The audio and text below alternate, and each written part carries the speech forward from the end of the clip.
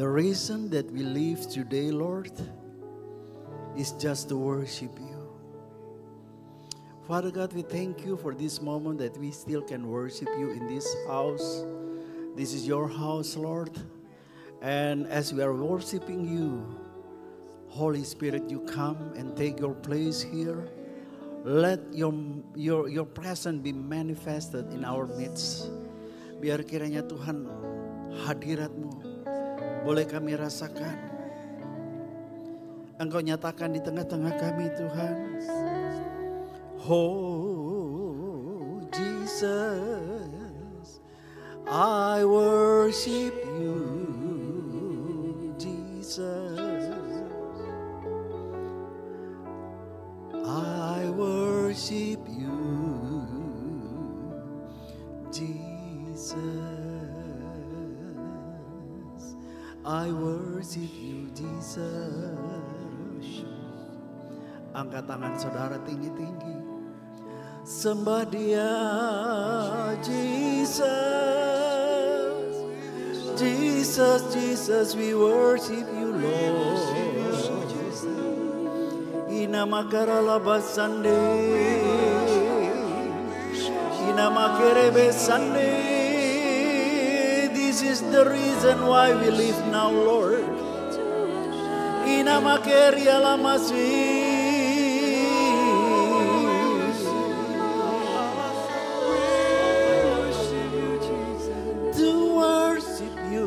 I live to worship you. I live to worship you. Oh. To worship you. I live to worship you. I live to worship you. To worship you, Lord.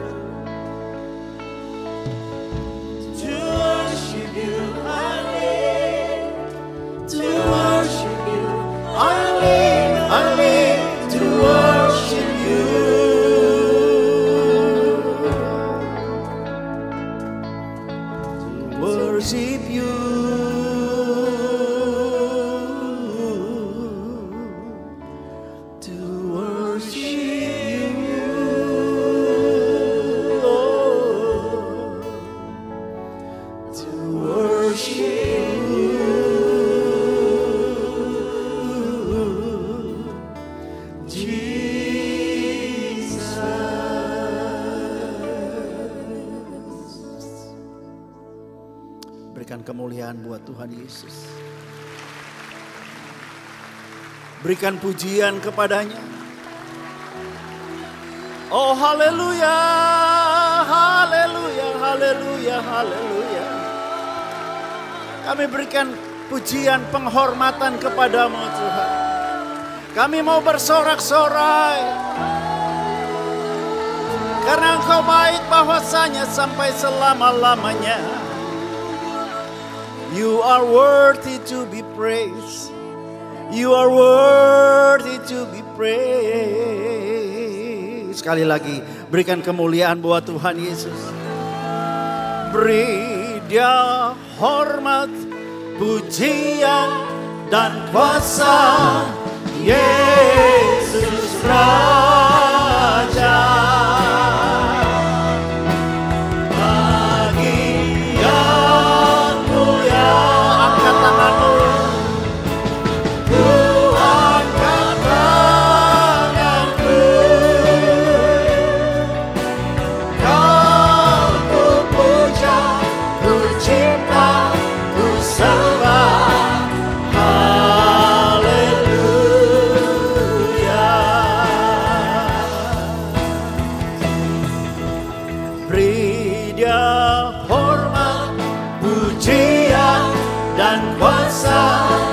Yesus Raja, kami beri hormat, kuasa bagi nama-Mu Tuhan.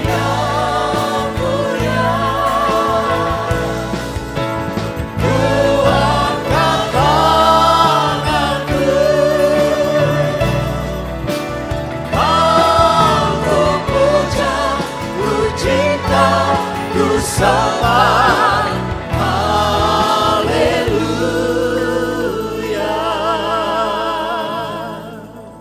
9 bulan sudah berlalu, bukan?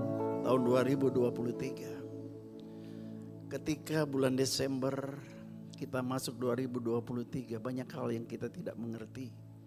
Mungkin engkau meninggalkan tahun 2029 dengan satu bayang-bayang yang kabur, sesuatu yang menakutkan. Apa yang akan terjadi di tahun 2023? Mungkin ada banyak yang berpikir, apakah aku bisa melalui tahun 2023 dengan baik? Tapi satu hal faktanya, kalau engkau bisa hadir di tempat ini berdiri memuji Tuhan, itu artinya ternyata engkau bisa lalui juga 9 bulan di tahun 2023 ini. Kenapa? Kenapa kita bisa? Alasannya cuma satu. Dia sungguh indah. Namanya siapa? Dia Yesus, kasihnya yang ajaib. Dia ajaib, dia mulia, dia agung. Dia ciptaan aku.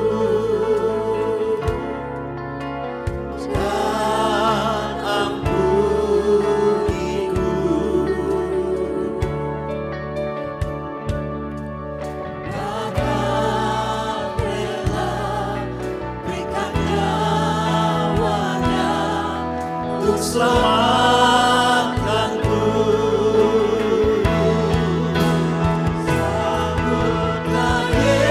Kami menyambut kehadiran-Mu Tuhan Yesus. Kami memberikan hormat.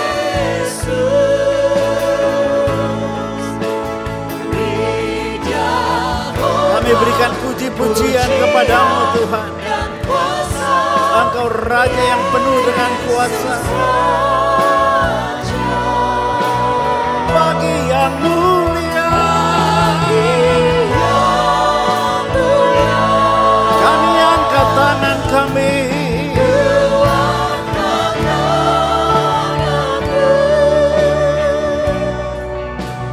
Kau ku puja, ku cinta, ku sembah.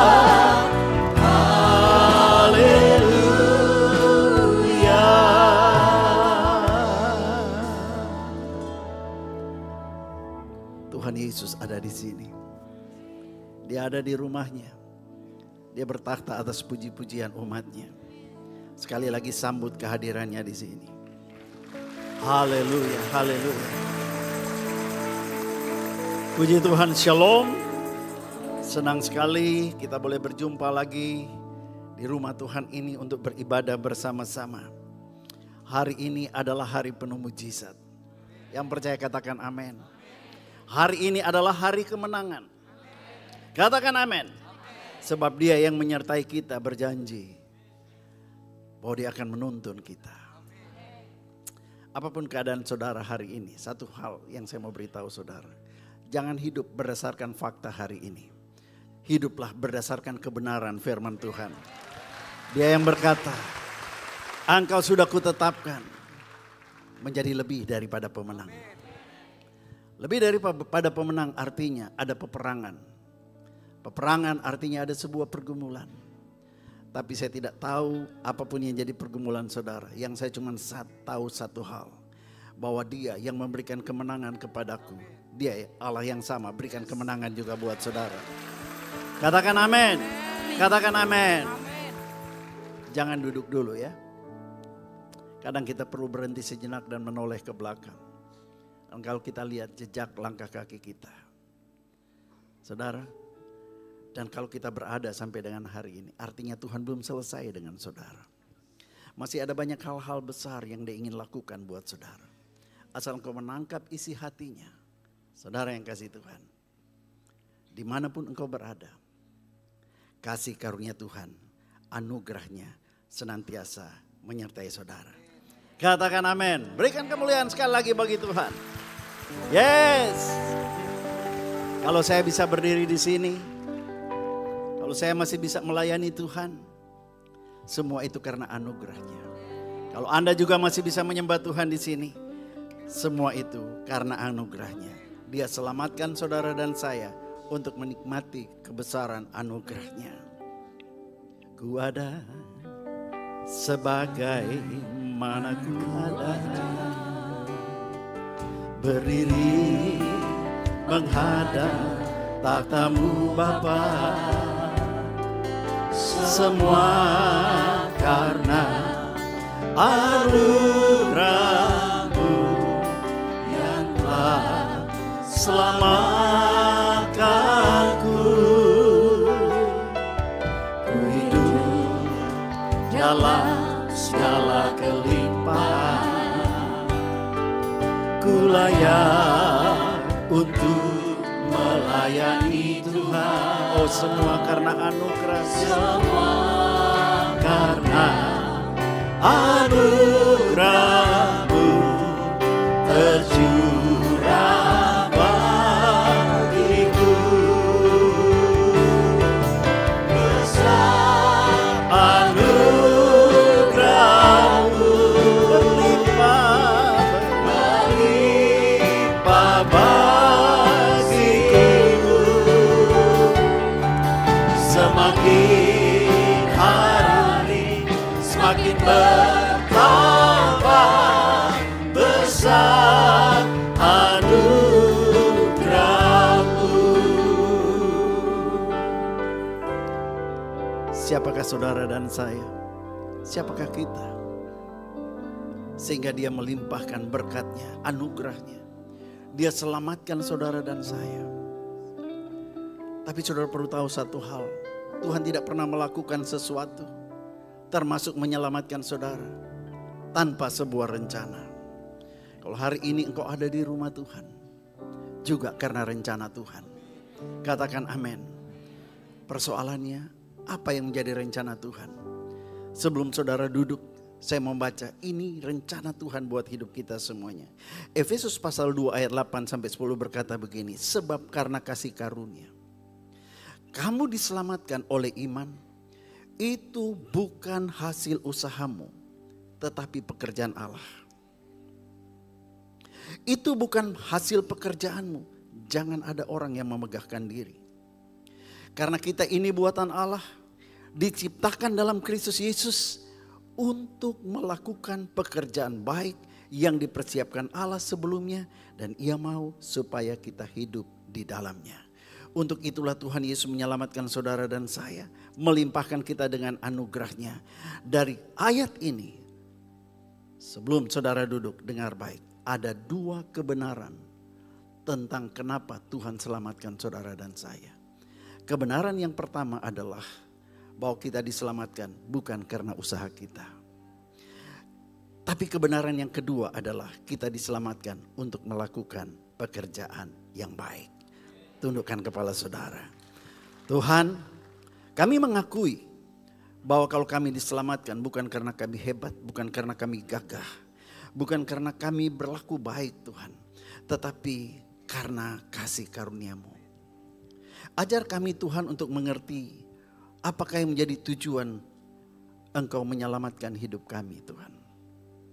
Kami mau belajar hari ini supaya kami memahami dan supaya kami hidup di dalam kebenaran firman-Mu, bukan di dalam kenyataan hidup kami. Kami menduduk diam untuk mendengarkan sabda-Mu. Bapa, berfirmanlah kepada kami. Di dalam nama Tuhan Yesus kami berdoa. Haleluya. Amin. Silakan duduk. Shalom. Saudara, mari perhatikan yang pertama, dengan cepat saya mau beritahu saudara bahwa keselamatan kita bukan hasil usaha kita, tetapi karena pemberian Allah. Saudara, sebuah kisah nyata yang terjadi di tahun 1992. Pada waktu itu pecah perang internasional antara dua negara, yaitu Bosnia Herzegovina melawan negara Serbia. Saudara, dan ini peperangan yang sangat dahsyat yang cukup menggoncangkan bumi. Di sebelah, di pihak Bosnia Herzegovina ada Amerika Serikat, dan di pihak Serbia itu di backup oleh Rusia. Kedua negara ini menjadi tempat percobaan senjata-senjata mutakhir. Nah saudara, kemudian diceritakan bahwa pada tanggal 2 Juni 1995, pada waktu itu ada satu kapal induk yang merapat mendekat di sana. Dan di kapal induk itu biasanya ada pesawat-pesawat tempur.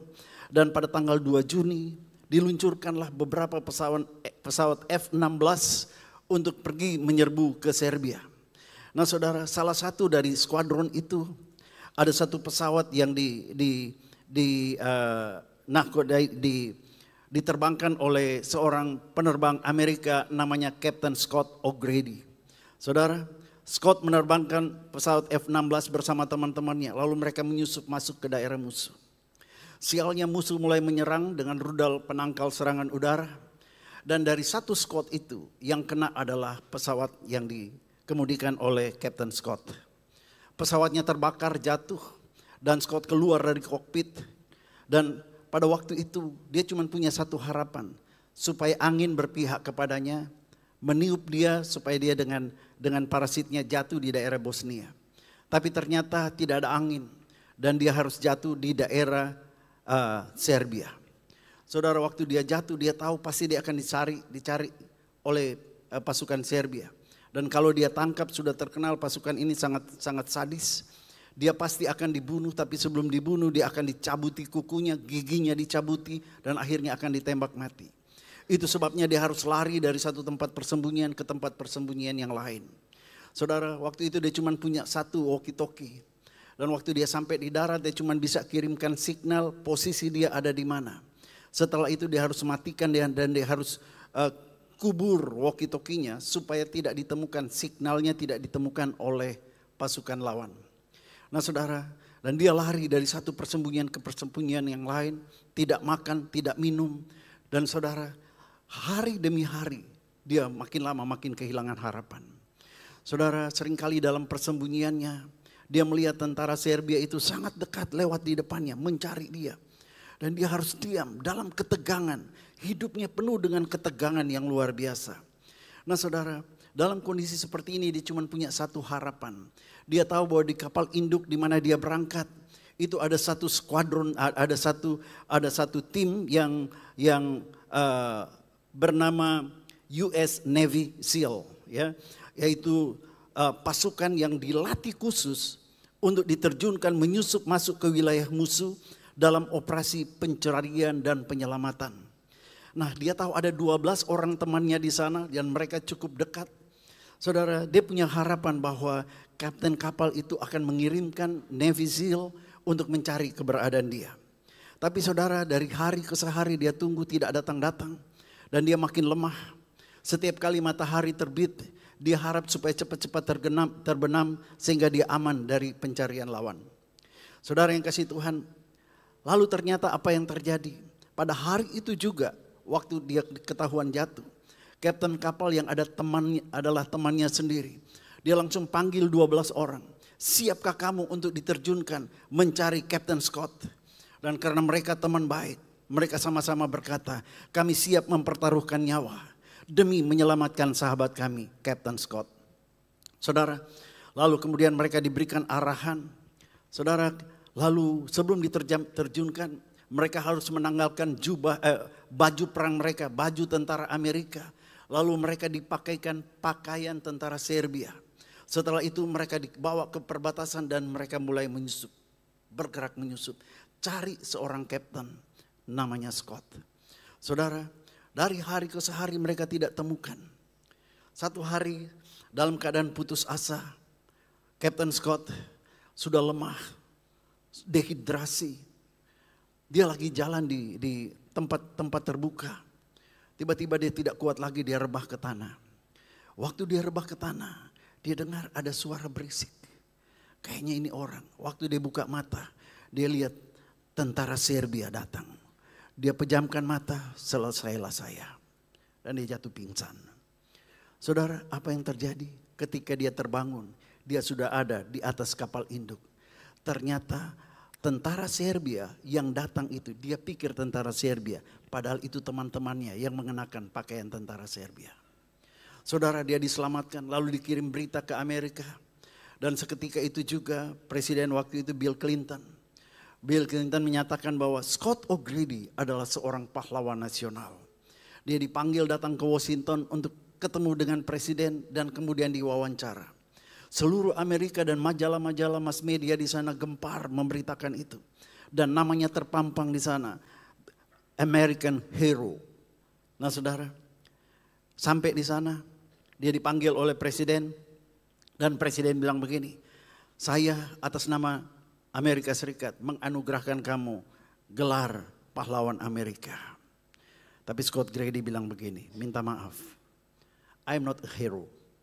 Saya bukan pahlawan. Saya seharusnya mati.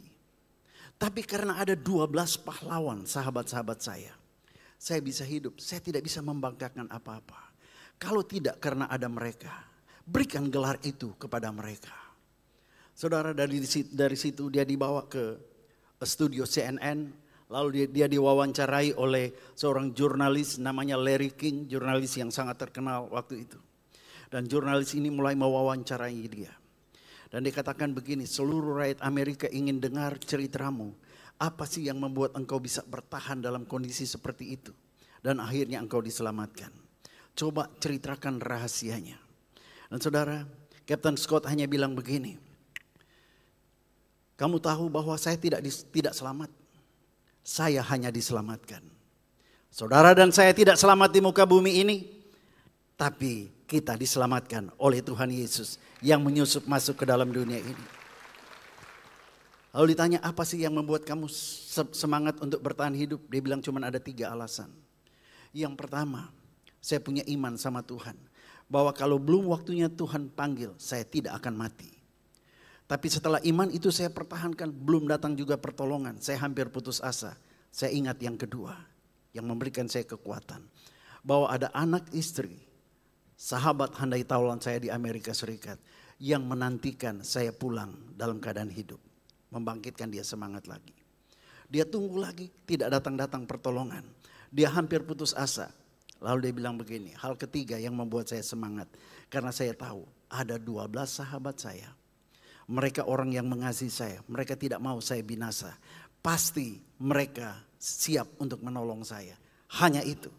Saudara, tahukah saudara bahwa cerita tentang Captain Scott ini mengingatkan kita pada keselamatan.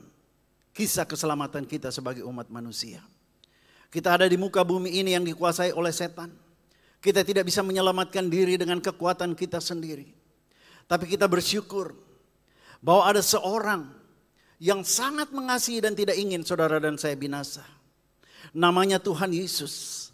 Alkitab berkata, Bapaknya mengutus dia.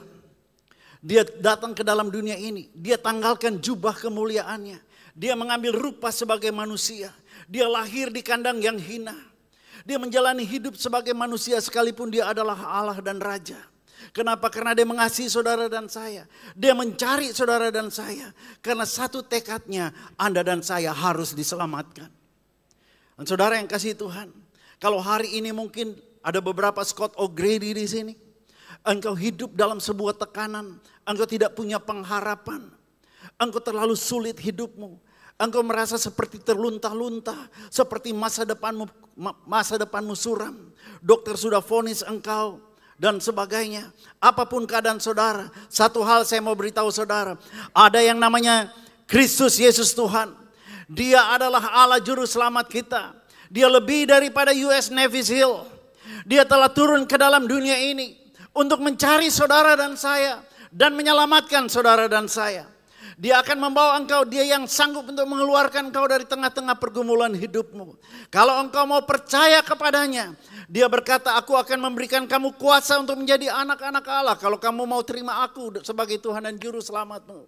Tuhan yang sama Yesus ada di sini. Dia sedang melihat setiap saudara. Engkau yang sedang ditawan di tengah-tengah masalah dunia ini. Saya mau beritahu saudara, ada kabar baik buat saudara. Anda tidak perlu putus asa. Sebab ada seorang penyelamat yang telah turun ke dalam dunia ini. Dia sedang mencari saudara dan dia ada di sini buat saudara. Anda mungkin tidak merasakan itu. Tapi dimanapun engkau berada, di tengah persoalan apapun engkau sedang hadapi, Tuhan Yesus mau berkata buat saudara, nak jangan takut. Aku ada untuk menyelamatkan engkau dari sana. Why? Karena aku punya rencana buat kamu. Untuk apa? Rencanaku adalah di akhir zaman ini aku mau supaya kamu melakukan pekerjaan baik yang aku sudah sediakan bagi kamu. Berapa banyak yang mau berkata, Tuhan, selamatkan aku, keluarkan aku dari persoalan ini, dan pakailah aku. Aku mau untuk dipakai bagi kemuliaan nama Tuhan.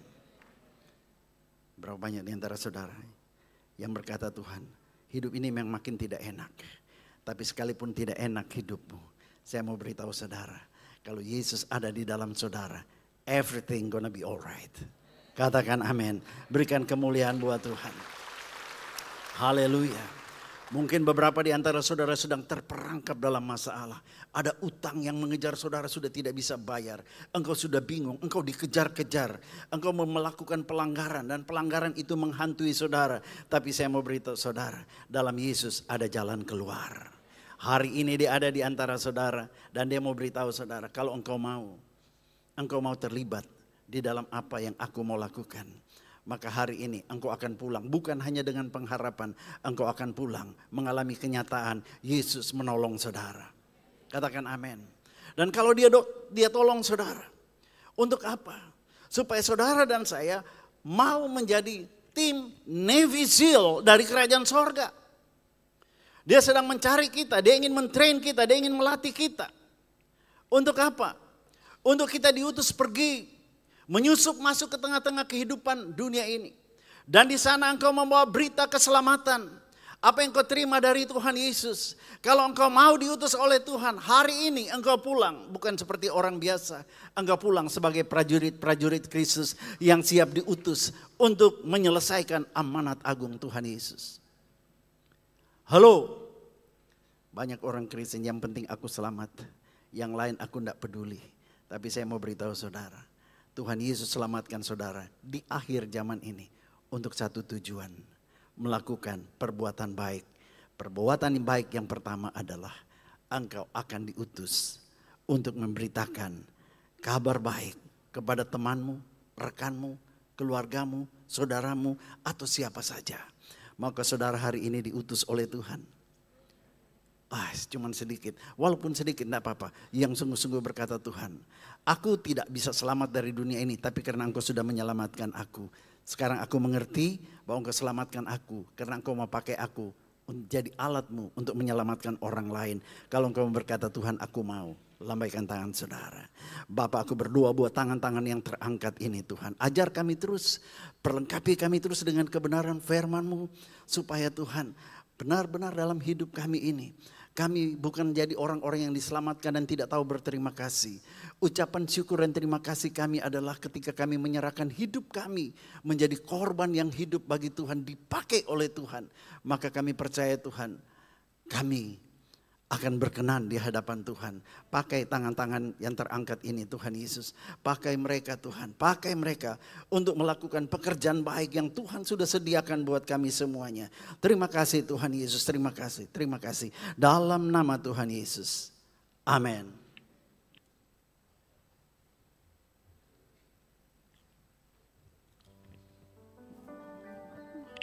Ini aku Tuhan, utuslah aku untuk ku diselamatkan. Ini aku Tuhan, utuslah aku sampai generasi ku diselamatkan. Amin. Sekarang dengar baik. Bagaimana supaya Tuhan utus saudara? Saudara kadang-kadang kalau sudah bilang, diutus Tuhan, itu kan pekerjaan pendeta. Saya bukan pendeta, saya cuma jemaat. Tidak. Amanat agung diberikan. Pergi, jadikan segala bangsa muridku. Saudara, sebelum kita disuruh pergi, Alkitab bilang, kalau Roh Kudus turun ke atasmu, kamu akan diberikan kuasa menjadi saksiku di Yerusalem, Yudea, Samaria sampai ke ujung bumi.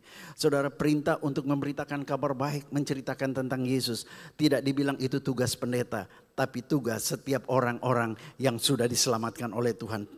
Tugas saya dan tugas setiap saudara. Amin. Nah saudara, bagaimana supaya kita bisa menyelesaikan tugas ini? Hari ini saudara, saya mau sampaikan bagian kedua, pekerjaan baik yang Tuhan mau kita lakukan supaya kita dipakai oleh Tuhan dengan dahsyat. Saudara, mari lihat di layar, katakan RTOD. RTOD ini singkatan dari Restoration of Tabernacle of David. Apa itu Tabernacle of David? Atau Pondok Daud, ya, pemulihan Pondok Daud. Pondok Daud itu berbicara tentang kehidupan altar, katakan kehidupan altar. Atau mezbah, di mana di dalamnya terdapat doa, pujian, penyembahan siang dan malam. Katakan amin. Nah saudara, pemulihan Pondok Daud itu adalah sebuah mandat ilahi. Mandat artinya tidak ada pilihan. Ini satu kewajiban untuk setiap orang percaya. Untuk apa? Untuk menyelesaikan amanat agung Tuhan Yesus sebelum dia datang kembali yang kedua kali. Mari kita lihat Lukas pasal yang 15. Lukas pasal 15 ayat 16 dan 17 berkata begini. Kemudian aku akan kembali membangunkan kembali pondok Daud yang telah roboh. Kehidupan doa, pujian, penyembahan yang sudah roboh, yang sudah hancur. Dan reruntuhannya akan kubangunkan kembali dan kuteguhkan. Ini firman Tuhan bilang begitu. Untuk apa? Untuk ayat 17. Supaya semua orang lain mencari Tuhan dan segala bangsa yang tidak mengenal Allah akan disebut milikku. Demikianlah firman Tuhan yang melakukan semuanya ini. Saudara, dari dua ayat ini maka kita mengerti pemulihan Pondok Daud, pemulihan lifestyle, pujian, penyembahan dan doa kepada Tuhan. Itu tujuannya satu, supaya lewat saudara dan saya, lewat Anda dan saya, semua orang lain itu akan mengenal Allah. Lewat apa? Kalau engkau punya Pondok Daud itu berfungsi dengan baik. Kalau mezbah altar Pondok Daud itu berfungsi dengan baik, maka orang lain akan mencari Tuhan hanya karena melihat Tuhan hadir, kuasanya, mujizatnya termanifestasi dalam hidup saudara. Saudara, amanat agung hari-hari ini tidak cukup hanya dengan memberitakan kata Alkitab. Tapi bagaimana kita menjadi surat Kristus yang terbuka, yang dibaca oleh semua orang. Lewat perkataanmu, lewat tingkah lakumu, lewat cara engkau bekerja, orang akan melihat engkau berbeda. Waktu mereka lihat engkau berbeda, mereka akan lihat juga bahwa perlindungan Tuhan atasmu berbeda. Bahwa berkatmu juga yang daripada Tuhan itu berbeda. Sehingga Alkitab berkata begini, 10 orang dari orang bangsa-bangsa yang tidak mengenal Tuhan akan memegang kuat-kuat punca jubahmu dan berkata, bawa aku kepada Tuhanmu, sebab sudah kami lihat bahwa Tuhan yang menyertai engkau itu Tuhan yang luar biasa. Nah saudara, untuk itu, untuk kita mengalami semuanya ini, kita akan berbicara dan melihat lebih jauh lagi apa yang dimaksud dengan restorasi Pondok Daud yang Tuhan mau lakukan dalam hidup kita. Saudara, yang berikut ini Anda lihat adalah salah satu gambar ilustrasi tentang Pondok Daud. Sebelum anaknya Salomo membangun bait Allah yang megah, Daud hanya membangun sebuah tenda, tapi di tengah tenda itu ada mezbah, ada tabut Allah. Dan Daud mengangkat pemuji penyembah. Dan dia tugaskan di situ siang dan malam mereka hanya menaikkan pujian kepada Tuhan. Mereka adakan penyembahan kepada Tuhan siang dan malam. Nah saudara, dan itu sebabnya membuat Tuhan berkata, aku sudah temukan Daud bin Isai, seorang yang berkenan kepadaku karena dia melakukan kehendakku pada zamannya. Saudara, Anda bisa temukan itu di kitab Kisah Para Rasul. Dan inilah yang kita mau pelajari hari ini. Ketika ada altar, ada mezbah yang siang dan malam, terus ada penyembahan kepada Tuhan. Maka kemanapun Daud pergi, Daud pasti menang. Sebesar apapun musuh yang dia hadapi, tetap dia akan mengalahkannya. Kenapa? Karena mezbah itu sesuatu yang sangat powerful. Ini yang Tuhan mau bangunkan kepada kita dalam hidup kita. Kenapa? Karena saudara, peperangan kita hari-hari ini bukan peperangan yang biasa-biasa. Menjelang kedatangan Tuhan Yesus yang kedua kali, iblis sedang dikerahkan besar-besaran untuk menghajar kita lewat kesehatan, lewat bisnis, lewat ekonomi, lewat apa saja. Dia akan hantam kita habis-habisan. Nah saudara, supaya dengan demikian mezbah kita pasti akan rusak. Nah saudara, karena iblis tahu ketika hidup kita jadi mezbah, ketika mezbah kita berfungsi dengan baik, iblis tidak bisa apa-apa. Saudara masih ingat peristiwa Ayub, ketika Ayub anak-anaknya setiap hari kalau malam, karena Ayub orang yang paling kaya waktu itu, setiap malam anak-anaknya itu berpesta pora. Pagi-paginya Ayub, Alkitab bilang Ayub membangun mezbah, dia taruh korban di situ. Lalu dia naikkan kepada Tuhan dan dia mohon kemurahan Tuhan. Kalau anakku berbuat dosa tadi malam, Tuhan biarlah lewat korban ini engkau mengampuni mereka. Mezbahnya ada setiap hari. Saudara, sampai pada satu ketika iblis datang kepada Tuhan dan Tuhan bilang, "Iblis, kamu lihat hambaku Ayub." Iblis bilang, "Iya. Dia menyembah engkau. Dia mengasihi engkau karena engkau berkati dia. Coba angkat semua berkatnya. Dia pasti mengutuki engkau." Tuhan bilang, "Aku kenal Ayub. Kalau kamu mau lihat siapa Ayub, ambil saja semua berkatnya." Saudara, mari lihat apa yang dilakukan iblis. Sebelum iblis membunuh anak-anaknya dan membuat Ayub itu menderita dengan luka-luka, pertama kali iblis ambil adalah semua ternaknya.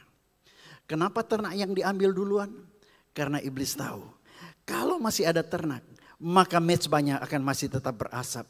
Kalau mezbahnya masih berasap, pagar perlindungan Tuhan tetap ada. Maka dia ambil dulu ternaknya.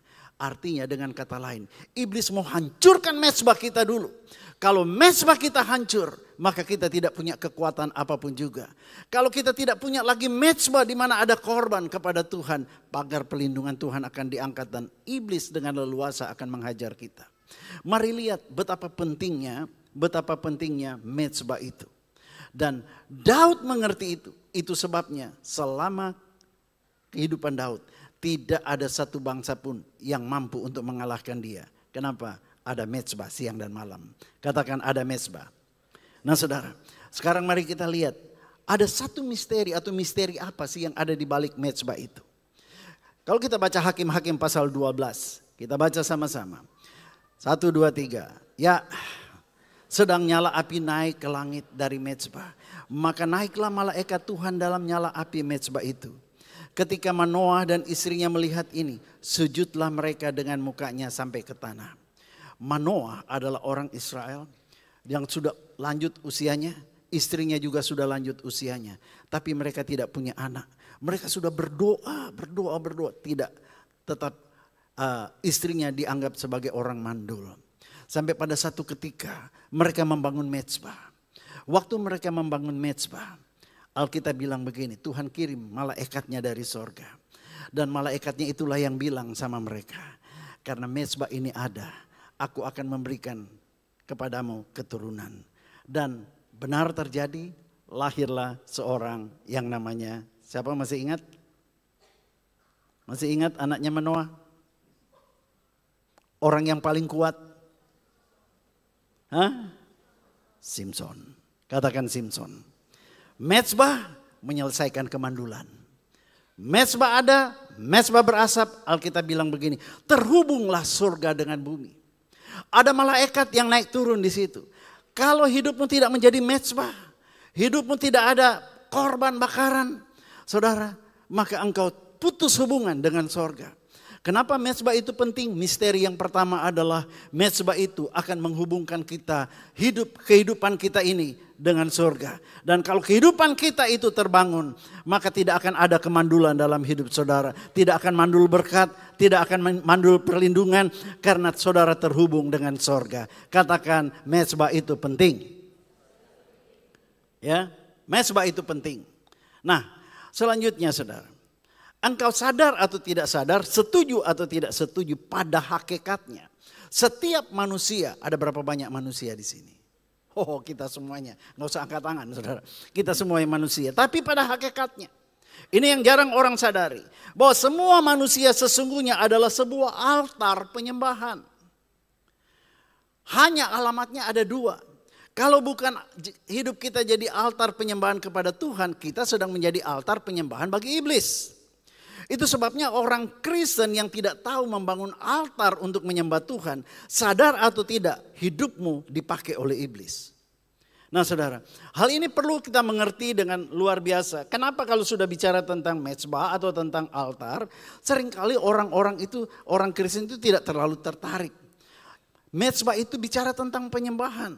Kalau ada acara, yuk kita membangun mezbah sama-sama yuk di Menara 2 segala macam. Yang datang cuma segelintir karena Anda merasa aku tidak terlalu berkepentingan di situ. Tapi hari ini saya berdoa supaya semua saudara kita mengerti. Dan saya berharap ketika Roh Kudus memberikan pengertian ini, engkau tidak akan anggap enteng lagi. Ketika ada pengumuman, yuk kita hari Selasa atau tidak bisa hari Selasa malam, ya ada hari Sabtu pagi. Yuk kita bangun, kita kumpul sama-sama, kita membangun mezbah. Saudara, mezbah dibutuhkan bukan untuk kepentingan gereja. Mezbah dibutuhkan ada untuk kepentingan saudara. Saudara, sebab itu mari perhatikan ini. Ada 3 jenis altar ditulis dalam Alkitab. Yang pertama, altar yang pertama disebut mezbah korban bakaran. Ya, dalam bahasa Bataknya mizbah haolah. Itu bahasa Batak tuh. Nah saudara, Anda bisa temukan itu di Keluaran 30. Kadang disebut juga sebagai mezbah tembaga. Nah saudara, mezbah ini diletakkan di dalam kawasan Bait Allah. Bait Allah di situ selalu ada mezbah. Artinya ini mezbah khusus ada di dalam Bait Allah. Bait Allah mungkin kalau saya terjemahkan sebagai gereja ya boleh-boleh saja. Tetapi saudara, ada yang kedua namanya mezbah luar. Katakan mezbah luar. Mizbah haktit zona. Saudara, atau dengan kata lain disebut juga sebagai mizbah adamah. Nah adamah ini penting supaya saudara ingat kembali. Manusia pertama namanya Adam. Adam itu dibentuk dari tanah liat. Sebab itu mizbah adamah ini disebut juga sebagai mezbah tanah. Nanti kita lihat selanjutnya. Kemudian yang ketiga ada namanya mezbah besar. Katakan mezbah besar. Oh kok tidak ada suaranya ini. Mezbah besar. Oke. Mezbah hagedolah. Nah saudara, atau disebut juga sebagai meja Tuhan. Meja Tuhan. Oke. Nah mari kita lihat satu-satu. Saya tidak mau bahas tentang mezbah yang pertama karena itu mezbah yang ada di Bait Allah.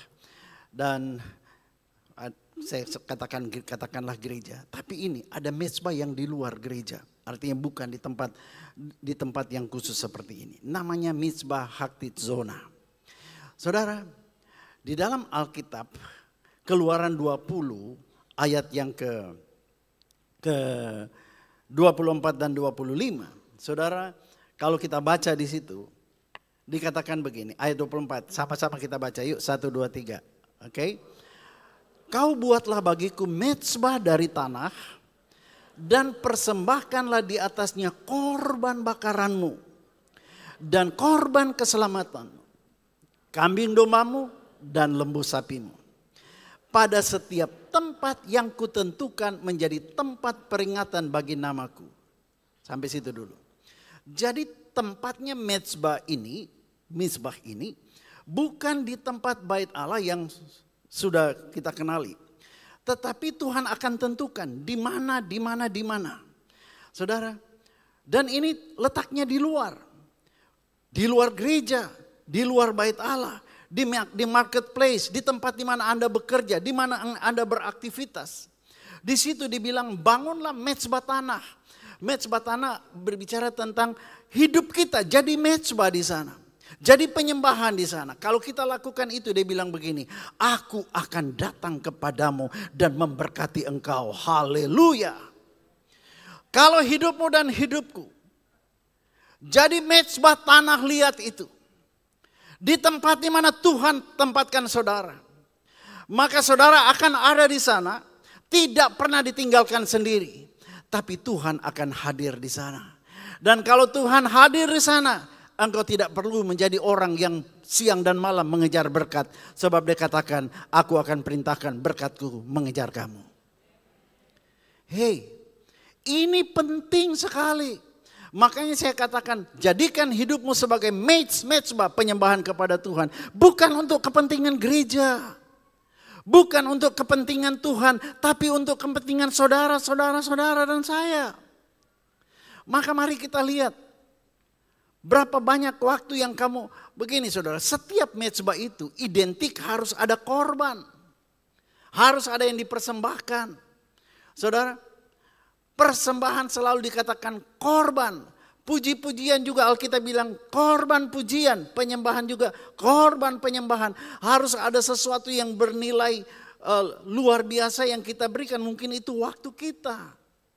1 minggu sekali kita ada di bait Allah seperti begini. Saudara, kita menyembah Tuhan di sini, oke, fine. Tapi tahukah saudara, Tuhan mau sekarang hari-hari ini lebih dari itu. Itu sebabnya gereja menyediakan ada menara doa setiap hari engkau bisa membangun mezbah di sana. Kalau sulit pun juga ada hari Sabtu, hari Selasa jam 7 malam kita membangun mezbah bersama-sama. Karena memang kalau kita bangun sendiri-sendiri kadang-kadang ada interupsi dari dunia ini membuat kita tidak bisa fokus. Berikan waktumu. Tapi aku tidak sempat. Justru kalau engkau tidak sempat, sempatkanlah. Semakin engkau tidak sempat dan engkau sempatkan, semakin besar nilai pengorbanan yang saudara berikan hanya untuk menyembah Tuhan. Katakan amin. Kalau juga tidak bisa Anda kerja malam, oke, ada hari Sabtu pagi. Sabtu pagi jam 10 kita kumpul sama-sama, kita bangun mezbah. Saudara, mezbah itu akan mengundang Yesus hadir dalam hidupmu. Dan dia tidak hadir dengan tangan hampa. Dia akan hadir membawa segala berkat yang engkau butuhkan. Yang mengerti katakan amin. Amin. Ku tahu hidupku adalah penyembahan. Kau ciptakanku dalam kemuliaan-Mu. Ku tahu hidupku adalah penyembahan. Kau ciptakanku dalam kemuliaan-Mu. Ku tahu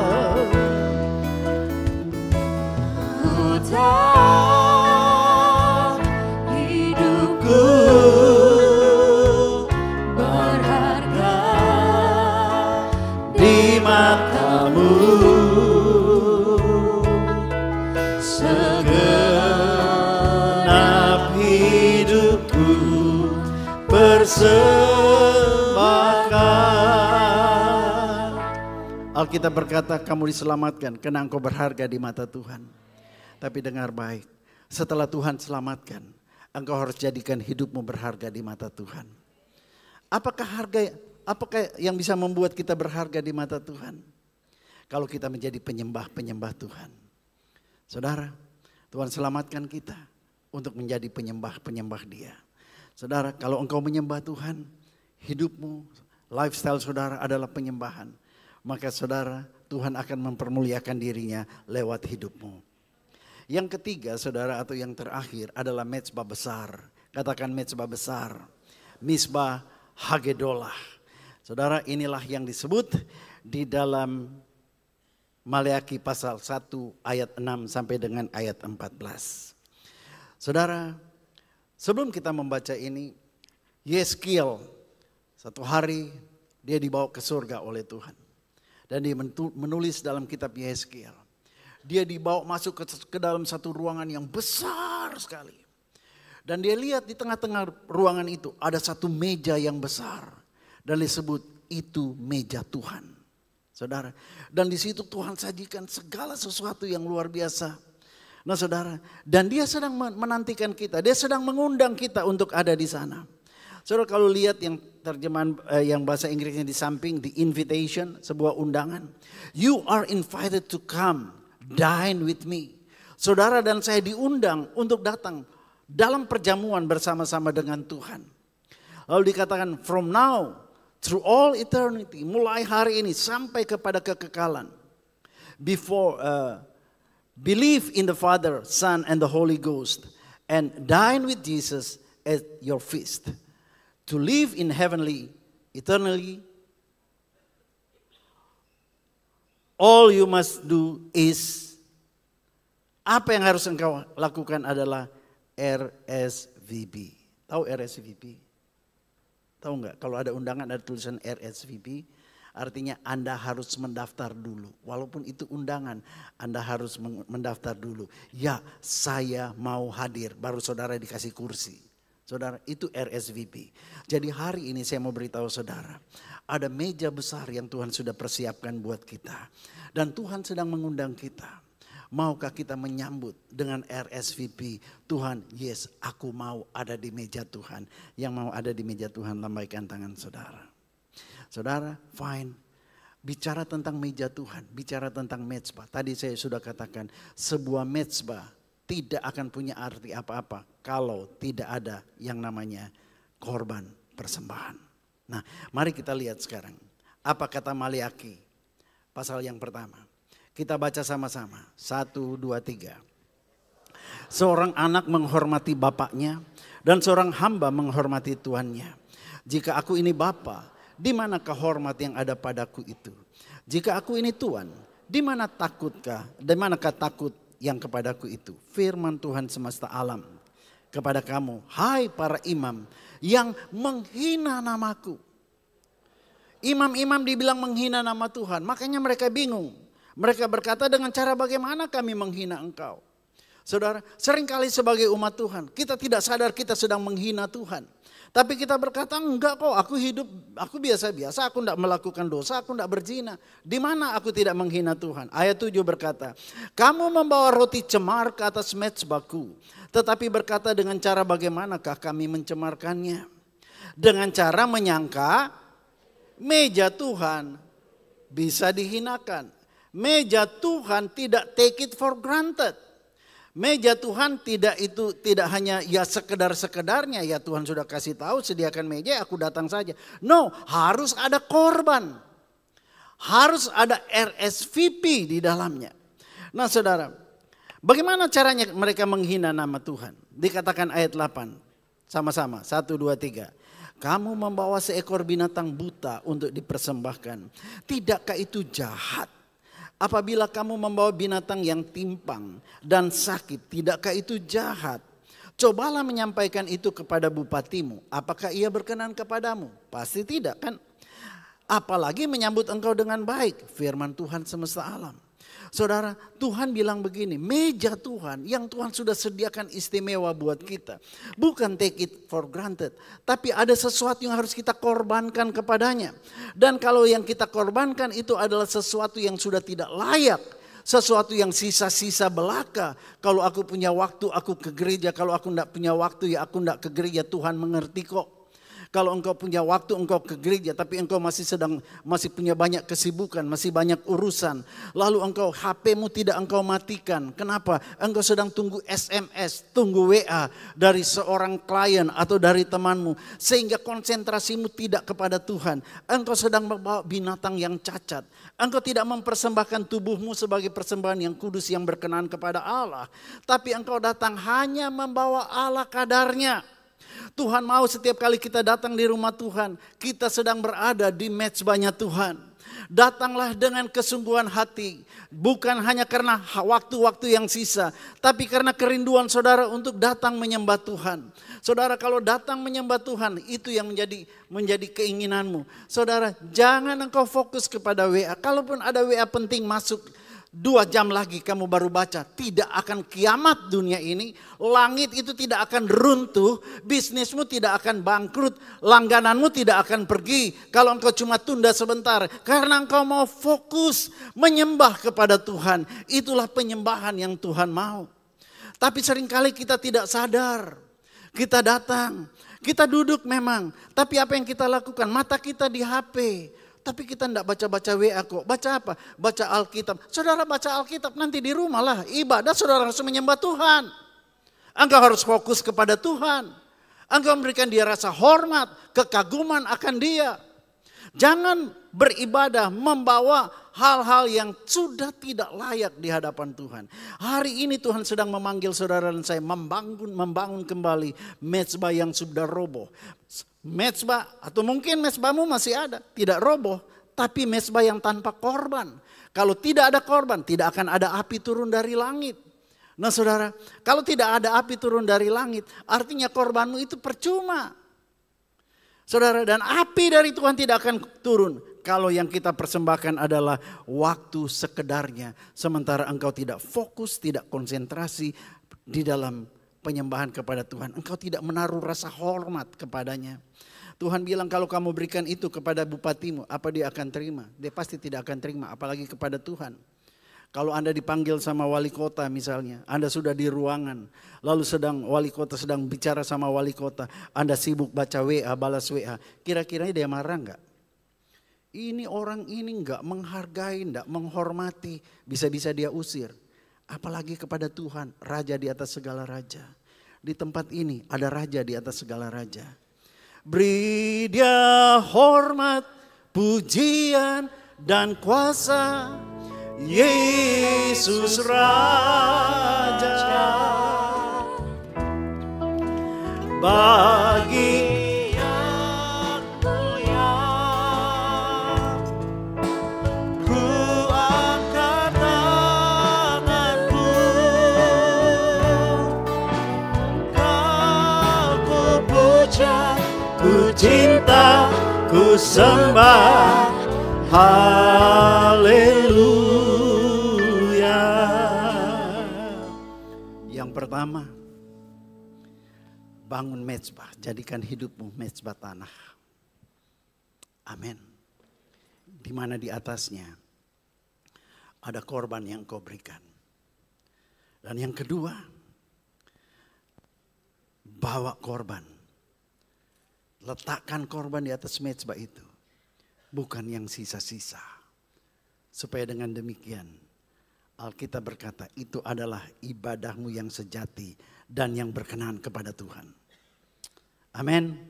Nah saudara. Sekarang saya lanjut, kita baca ayat 14. Ayat 11.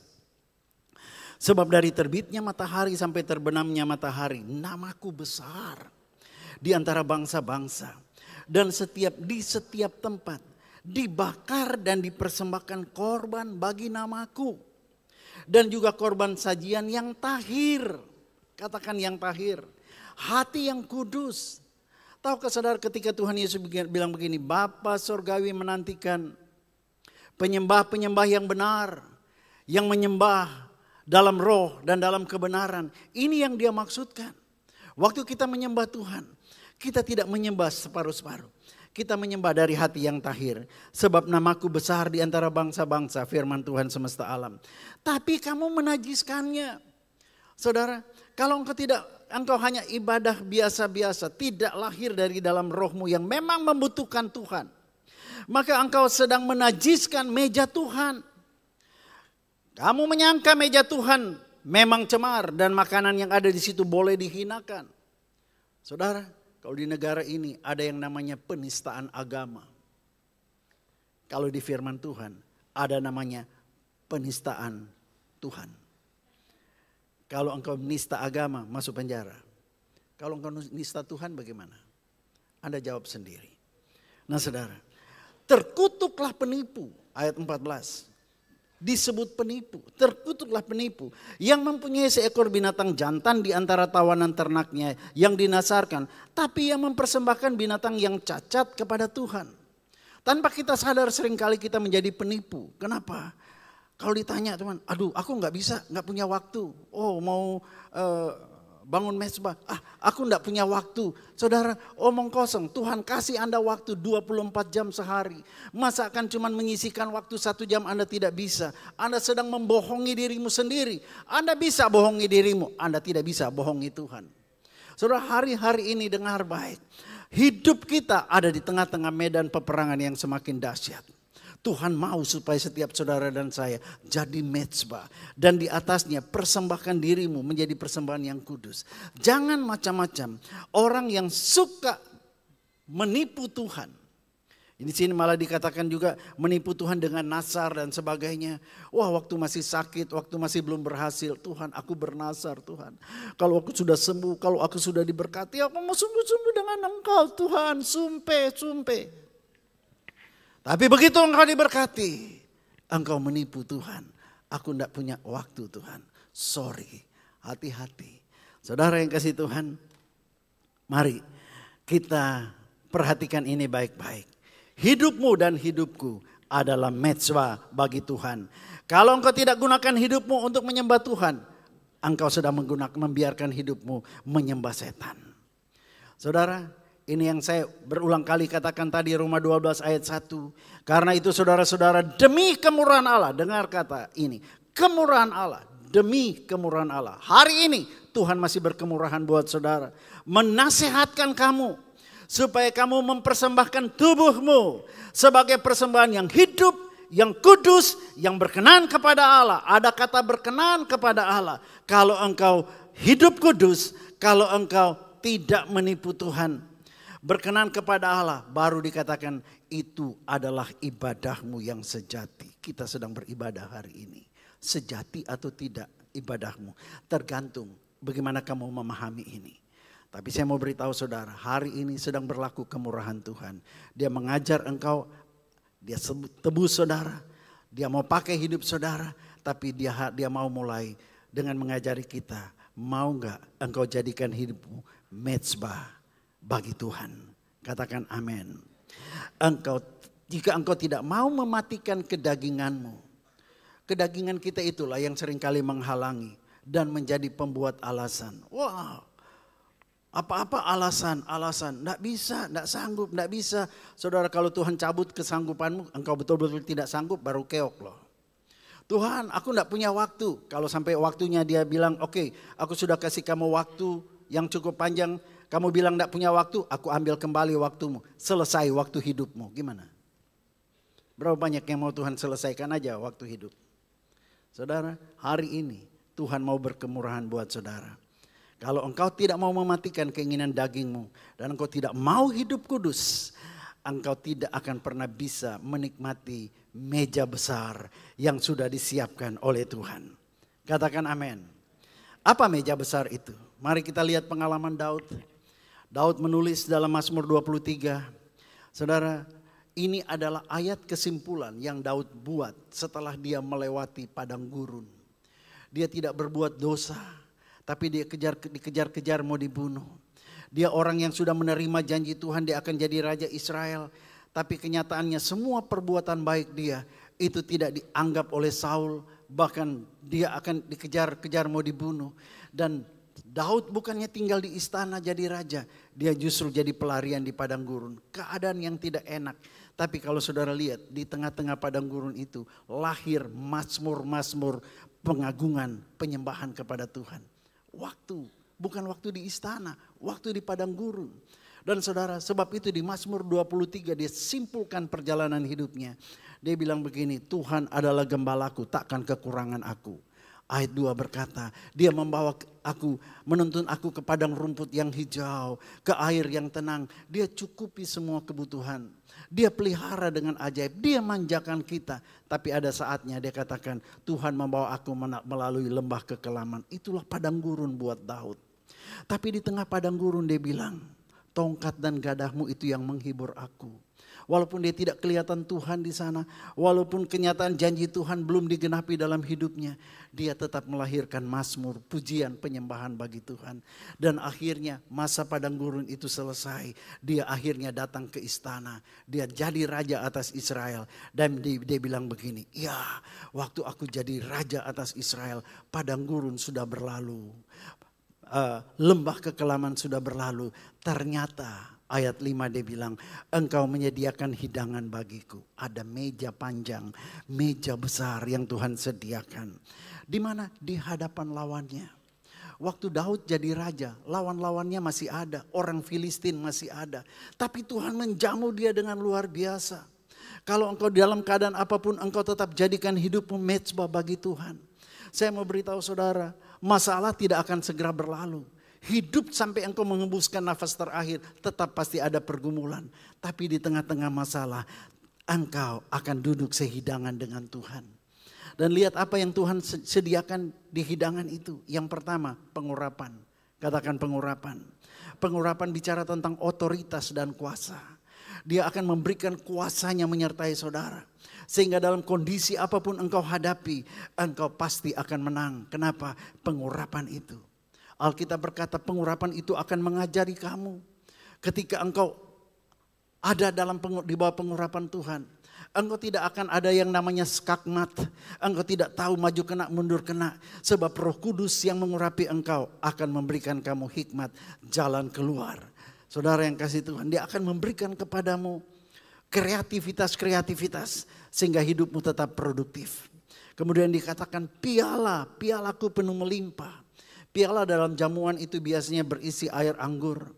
Anggur berbicara tentang damai sejahtera dan sukacita. Saudara, dia menyediakan hidangan kepadamu di meja besar itu. Kalau engkau jadikan hidupmu sebagai penyembah kepada Tuhan, maka sekalipun engkau dalam keadaan yang tidak nyaman, hatimu akan tetap gembira, ada sukacita. Dan saya mau beritahu saudara, kebenaran firman Tuhan berkata, sukacita karena Tuhan adalah kekuatanmu. Hati yang gembira adalah engkau akan kuat. Dan sekalipun engkau sakit, sukacita itu menyembuhkan saudara. Kenapa? Karena engkau punya mezbah. Katakan amin. Ayat 6 menarik sekali, dikatakan begini, kebajikan dan kemurahan. Kasih karunia, kemurahan Tuhan. Itu belaka, artinya tidak ada yang lain. Kebajikan, kemurahan belaka akan mengikuti aku. Berapa lama? Selama aku hidup di muka bumi ini. Masalah boleh datang, makin besar masalah, makin besar kebajikan dan kemurahan Tuhan buat kita. Katakan amin. Selama kita hidup di dunia ini. Dan ternyata saudara, kalau waktu hidup di dunia ini engkau jadikan kehidupanmu sebagai mezbah. Maka saudara, sampai engkau diam di rumah Tuhan, sampai sepanjang masa, kebajikan dan kemurahan belaka akan menyertai saudara. Anda lihat betapa berharganya kalau engkau jadikan hidupmu sebagai mezbah. Katakan amin. Sebab itu, jadikan hidupmu mezbah penyembahan buat Tuhan. Yang mengerti katakan amin. Nah, saya pernah hancur mezbah saya. Saya nggak sadar mezbah saya hancur. Saya pikir saya pendeta.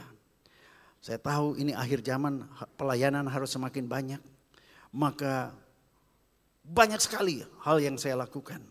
Dan saya pikir Tuhan senang karena saya banyak melayani Tuhan. Sampai satu saat Tuhan tuh sudah ngomong begini sama saya sebelum istri saya tegur saya ya. Sebenarnya Tuhan sudah ngomong itu. Mana istriku? Tuhan sudah ngomong begini. Kamu melakukan kebaikan yang tidak baik. Nanti satu saat saya khotbah itu. Saya catat soalnya. Apa yang saya rasa baik ternyata tidak baik. Saya belum terlalu mengerti apa maksud Tuhan ini. Sampai satu ketika waktu kami masuk dalam pergumulan yang sangat mengerikan sekali. Saudara, saya tahu banyak Anda mendoakan sini khususnya menyangkut kesehatan saya dan istri saya. Satu saat nanti setelah semuanya sudah betul-betul clear, istri saya akan saksikan di sini dan saya percaya ini akan menjadi kekuatan buat kita semuanya. Secara manusia, berikan kemuliaan buat Tuhan. Secara manusia, secara kedokteran sudah tidak mungkin. Tapi waktu itu dia bilang begini sama saya. Dia marah sama saya. Belum pernahnya dia marah seperti itu sama saya. Tapi dia marah sambil menangis. Mungkin kalau dia marah sambil melotot, wah itu bisa ribut. Tapi dia marah sambil menangis. Akhirnya saya diam, saya merenungkan. Pertama saya tidak terima. Tapi sampai satu ketika setelah dimarahin seperti begitu. Aku minta maaf, aku minta maaf. Oke, aku koreksi. Tapi aku renungkan, apa yang aku koreksi ya kayaknya enggak deh. Aku lakukan semuanya baik kok, aku enggak lakukan dosa dan sebagainya. Tapi sampai satu ketika Tuhan kasih tahu saya, mezbahmu sedang berantakan. Wah, saya kaget. Mezbah apa Tuhan? Mezbah apa? Lalu Tuhan mulai menjelaskan. Saudara, Tuhan bilang begini. Tuhan bilang begini. Mari lihat ini baik-baik. Kamu memang masih saat teduh. Kamu masih melayani aku. Kamu membaca Alkitab. Tiap hari kamu baca firman. Memang itu penting. Tetapi itu untuk kepentinganmu sendiri. Bukan untuk Tuhan. Membaca Alkitab saat teduh itu penting bagimu untuk membangun imanmu dan membangun rohmu. Tetapi untuk aku apa kata Tuhan? Bukan untuk kepentingan Tuhan. Saudara, ternyata saat teduh baca Alkitab berdoa tidak bisa menggantikan penyembahan. Kenapa? Penyembahan itu untuk Tuhan, bukan untuk kita. Saudara, saya koreksi waktu itu, saya ingat saya masih baca firman Tuhan. Saya masih merenungkan firman Tuhan, tapi saya kehilangan penyembahan kepada Tuhan. Hari itu saya bertobat, saudara. Waktu itu keadaan istri saya, sudah semakin hopeless ya. Tapi saya bilang, Tuhan, aku bersyukur sekarang aku sadar. Aku berikan kesempatan Tuhan, aku mau bangun kembali mezbah. Sejak saat itu saudara, setiap pagi dan malam waktu bangun pagi kami membangun mezbah. Kami tekankan banyak penyembahan di situ. Kami menyembah Tuhan, kami mengingat akan karya salib Kristus di Golgota. Kami agungkan Dia. Kami setiap pagi makan perjamuan kudus untuk mengingat Dia. Bahwa Dia sudah mati buat kami. Dia sudah menggantikan kami. Dia sudah pakukan segala kelemahan bahkan sakit penyakit kita. Dan di kayu salib itu ada bilur-bilur yang menyembuhkan. Saudara, kami lakukan itu dengan iman. Mata kami tertuju ke Kalvari. Setiap pagi setelah kami membangun mezbah bagi Tuhan. Saudara, dan setelah itu baca firman jadi beda. Baca firman Tuhan itu begitu clear. Memberikan pewahyuan, memberikan peneguhan, memberikan kekuatan. Dan saudara, itu sebabnya setelah itu mulai berjalan. Setiap hari kami memperkatakan firman Tuhan. Kami belajar untuk tidak hidup berdasarkan kenyataan, tapi hidup berdasarkan kebenaran firman Tuhan. Kalau kenyataan, dokter bilang sudah tidak punya harapan. Tetapi kalau kebenaran, Tuhan bilang bersama dengan aku tidak ada yang mustahil. Kalau kenyataan, kondisi memang makin memburuk.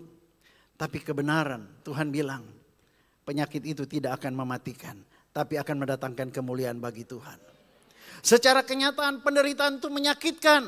Tapi kebenaran Tuhan bilang penderitaan sementara yang kamu rasakan hari ini tidak sebanding dengan kemuliaan yang Tuhan siapkan bagi kamu. Saudara, kami ucapkan itu terus. Dan setiap malam kami membacakan Mazmur 91. Kami beristirahat setelah menyembah Tuhan. Tuhan, kami mau beristirahat dalam naungan sayap-Mu, di bawah kepak sayap-Mu, dan kami akan berkata, perlindungan kami, kota benteng kami adalah Allah yang kami sembah. Dia akan meluputkan kami dari penyakit sampar yang busuk, dari panah yang berjalan di dalam kegelapan dan sebagainya. Kami terus ucapkan itu. Saudara, manusia hidup bukan hanya dari roti saja, tapi dari setiap firman yang keluar dari mulut Allah. Katakan amin. Dan setelah itu saudara, kemarin 2 hari yang lalu saya antar istri saya untuk ke dokter lagi. Dokter bilang, wah ini perkembangannya sudah sangat baik. Saya percaya sebentar lagi total clear dan istri saya akan berdiri di sini untuk menyaksikan buat saudara. Saudara, kalau dia ceritakan nanti dari awal apa yang kami alami. Saudara yang kasih Tuhan, saya berdoa supaya Anda jangan alami seperti begitu. Kenapa? Saya sebagai gembala, tentu Tuhan melihat kami sanggup untuk melewatinya. Saudara, kalau saudara tidak, saya rasa tidak akan separah ini. Apalagi kalau saudara sebelum mengalami hal-hal yang tidak enak, Anda meresponi firman Tuhan hari ini, bangun mezbah. Mezbah itu ada penyembahan dan ada persembahan. Persembahan hidup ini kepada Tuhan. Katakan amin. Saudara, gaya hidup saat teduh, baca Alkitab setiap hari itu sangat penting. Tapi sekali lagi, itu untuk kepentingan kita membangun iman dan roh kita. Tidak ada kaitannya untuk kepentingan Tuhan.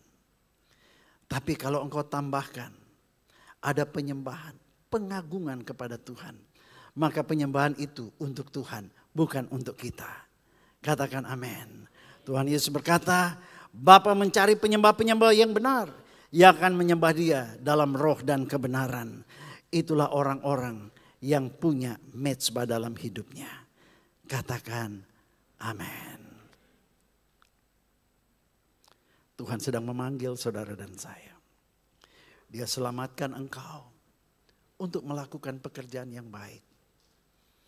Untuk menyelesaikan amanat agung. Tapi juga untuk merestorasi pondok Daud yang telah roboh. Terima kasih Tuhan Yesus. Terima kasih. Anda ingat ketika Israel meruntuhkan mezbah Allah. Dan mereka menggantikan dengan mezbah penyembahan kepada Baal. Seluruh Israel mengalami krisis ekonomi yang luar biasa. Krisis multidimensional. 3,5 tahun tidak turun hujan. Semua kekeringan. Tidak ada gandum. Saudara.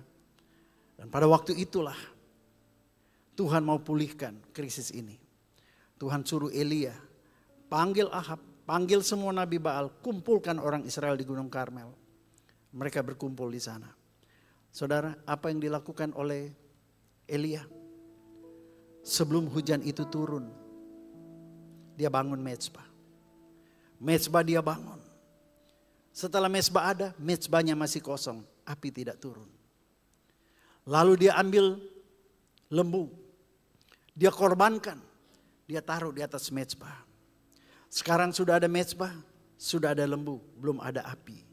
Saudara, lembu mungkin saya membayangkan saja, ini musim kemarau 3,5 tahun, pasti lembunya kurang makan. Oh, kalau kurang makan itu nggak ada dagingnya kali ya, hanya kulit membalut tulang. Aduh, ini lembu apaan ini?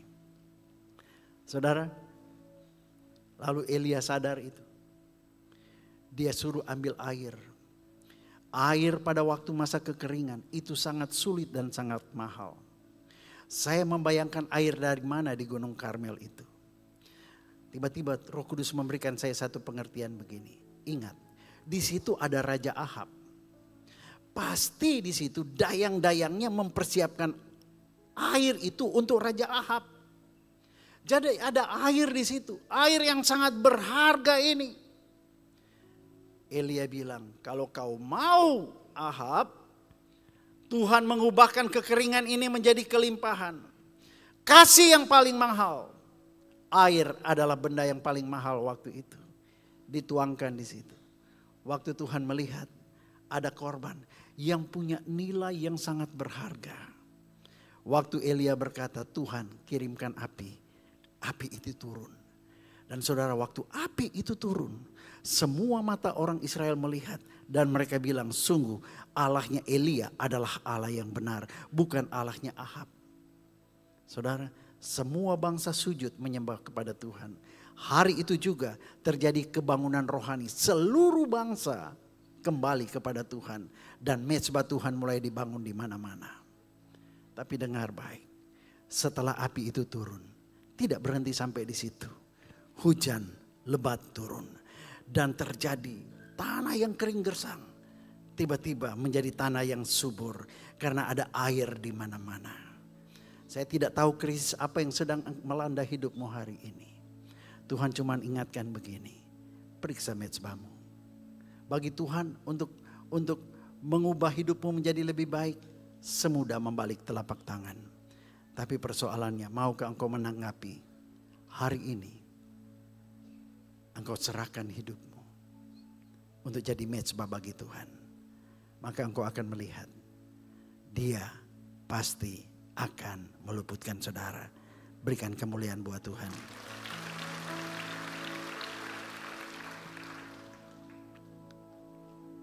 Izinkan saya bertanya. Berapa banyak di antara saudara yang hari ini engkau mau berkata kepada Tuhan, Tuhan, ini aku Tuhan. Tolong aku, mampukan aku Tuhan Yesus. Aku mau menjadi mezbahmu Tuhan. Pakai aku Tuhan. Engkau butuh pengurapan dari Tuhan.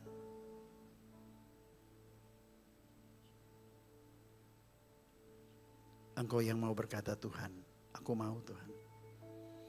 Aku mau jadikan hidup ini mezbah bagimu. Kalau engkau itu orangnya, engkau angkat tangan. Saya mau berdoa buat saudara. Saya mau berdoa supaya mulai hari ini hidupmu berubah. Baik yang angkat tangan, mari bangkit berdiri. Kita akan minta api dari surga turun. Hujan dari surga turun. Minyak yang baru turun kata saudara.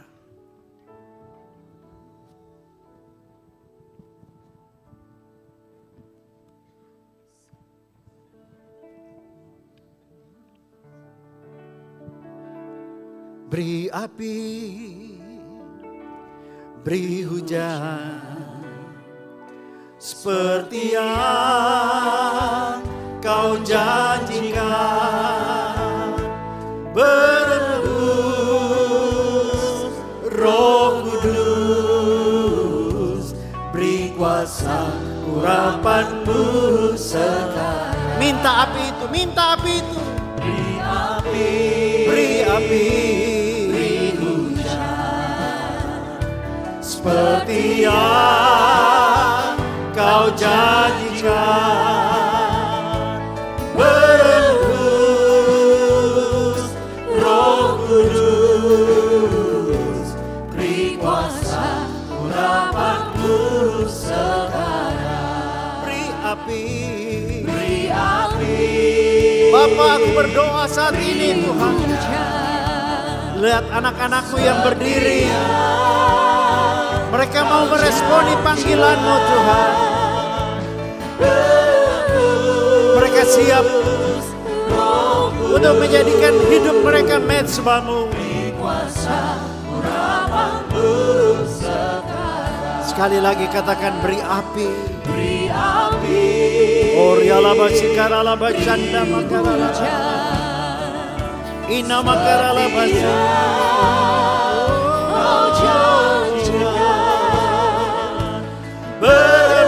berembus Roh Kudus, beri kuasa urapanmu sekarang. Beri kuasa, beri kuasa urapanmu sekarang.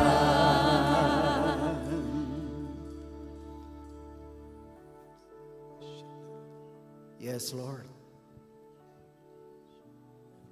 Ya Roh Kudus. Engkau lihat mezbah-mezbahmu sekarang Tuhan siap.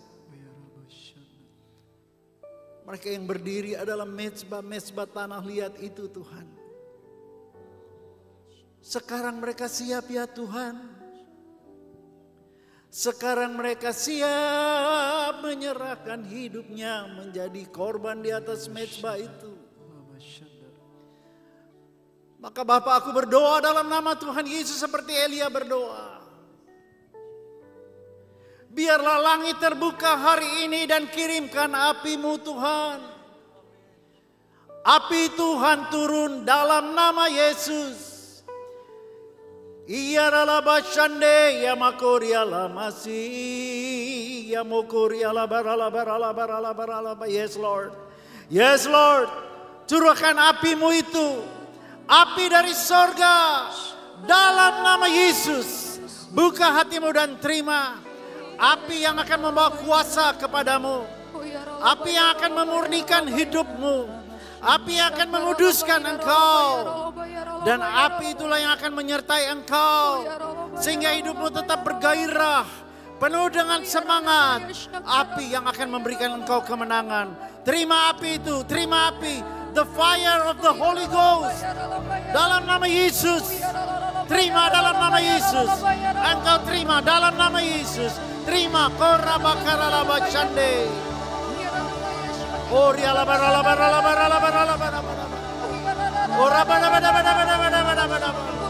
Terima api itu. Api penyembahan. Oh yes Lord, yes Lord, yes Lord. Terima kasih Tuhan. Dan sekarang aku berdoa buat hujan itu. Hujan yang telah menyelesaikan krisis ekonomi di Israel di zaman Elia. Hujan yang sama Engkau turunkan ke atas setiap kehidupan anak-anakmu ini. Yang menjadi mezbamu. Hujan yang berbicara tentang berkat jasmani, berkat rohani, bahkan berkat materi. Dalam nama Tuhan Yesus buka kedua tangan saudara. Engkau terima bagianmu hari ini. Mezbah bagi Tuhan. Terima hujan itu. Hujan berkat turun. Yang membawa keberhasilan. Yang membawa promosi bagi engkau. Dalam nama Yesus. Dalam nama Yesus. Dalam nama Yesus. Terima kasih Tuhan. Sekarang aku minta minyak pengurapan itu. Urapi mereka Tuhan. Dengan kuasa. Lagi engkau yang butuh kuasa Tuhan. Angkat tanganmu dan buka hatimu. Sekarang aku minta ya Tuhan. Minyak yang baru. Minyak yang baru. The new oil Lord. The new oil. Curahkan Tuhan di atas setiap tangan-tangan ini. Ke atas kepala mereka, yes, mengalir. Minyak yang baru, pengurapan yang baru turun ke atasmu. Dalam nama Tuhan Yesus, dalam nama Tuhan Yesus. Terima kasih Bapa, terima kasih Tuhan. Kami akan masuk dalam perjamuan kudus. Mari siapkan perjamuan kudus saudara. Kita lakukan ini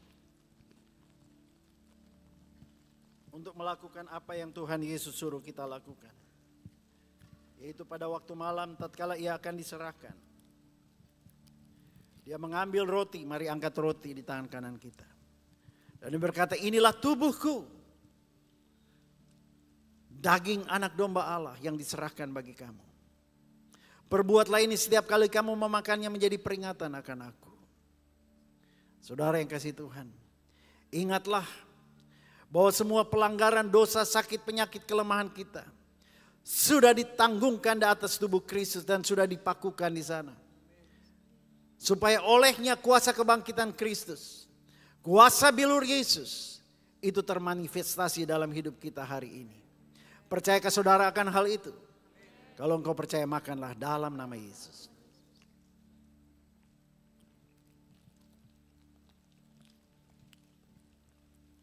Mari angkat cawan. Yesus berkata, inilah darahku. Darah perjanjian, darah anak domba Allah. Yang sudah dicurahkan bagi kamu.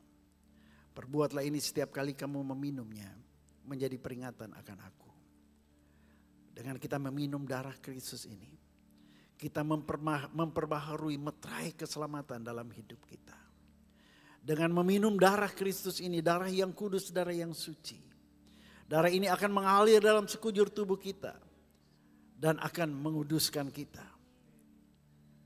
Darah anak domba Allah ini.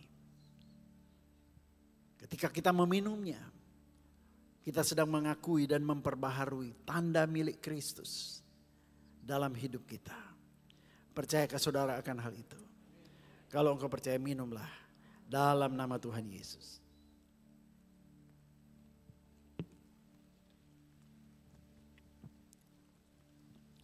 Terima kasih Bapa. Mari naikkan syukur, terima kasih kepada Tuhan. Terima kasih Yesusku, terima kasih Yesusku. Puji syukur hanya bagi Tuhanku. Terima kasih Yesusku, terima kasih Yesusku. Puji syukur hanya bagi Tuhanku. Terima kasih Yesusku, terima kasih Yesusku. Puji syukur hanya bagi Tuhanku. Terima kasih Yesusku, terima kasih Yesusku. Puji syukur hanya bagi Tuhanku. Puji syukur hanya bagi Tuhanku. Puji syukur hanya bagi